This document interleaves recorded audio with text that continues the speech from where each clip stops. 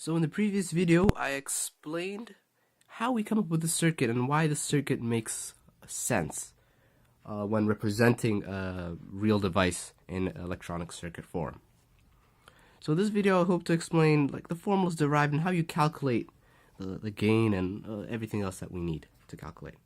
So just to summarize, we have a source voltage going through the source resistance. This is just the device itself. And then we have the amplifier part over here. So the input resistance to the amplifier will gain it up will multiply it with a voltage source or battery, and it gets out, and it has to have an output resistance because in the real world there is a resistance in the amplifier. And then this is a device that we want to power up, a speaker, a light bulb, whatever it be. But in this video I would like to now show how you derive relationships between these letters and variables that we have over here. So over here, the first one, gain. Gain is defined as output over input. And so the current gain would be the current output over the current input. And because these are closed loop, it's easy to tell. Current output is really what's going in this loop, and the current input would be what's going in this loop, as you can see. You can divide that and you can find it. So there's not much explaining for that needed. The voltage, let me go to the voltage gain. So voltage gain is the voltage output, which is the voltage across these 2 points, over the voltage input, which is the voltage across these 2 points. But what is this voltage output?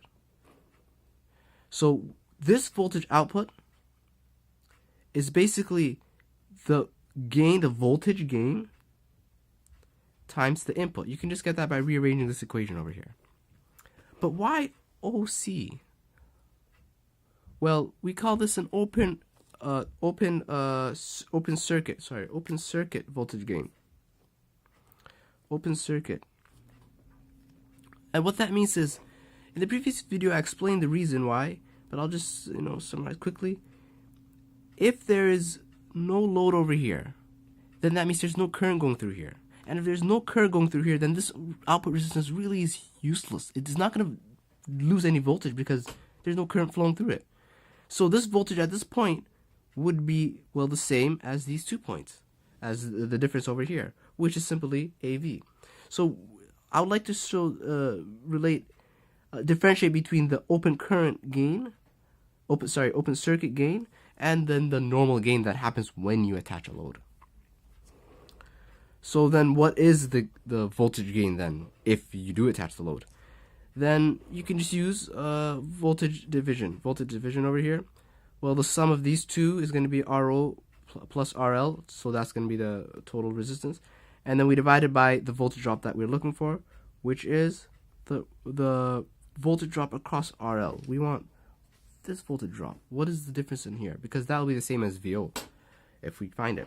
And so over here we have this, the open circuit gain, and multiplied by RL over the sum of RL and RO.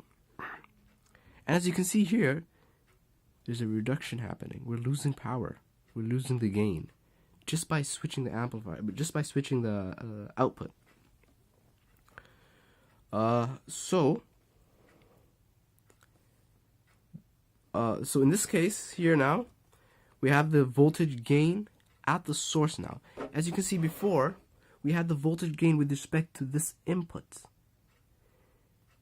But as you can see, if current indeed is going through here, then some power loss will occur at this point.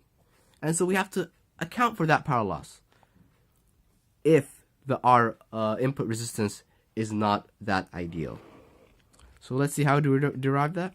Well, then the gain with respect to the source voltage. So how much is the actual source voltage being multiplied?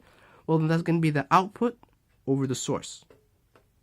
The true output over the true source. And so we already calculated the output as this value over here. And so when we divide it by the source, we already calculated right here, VO over VI.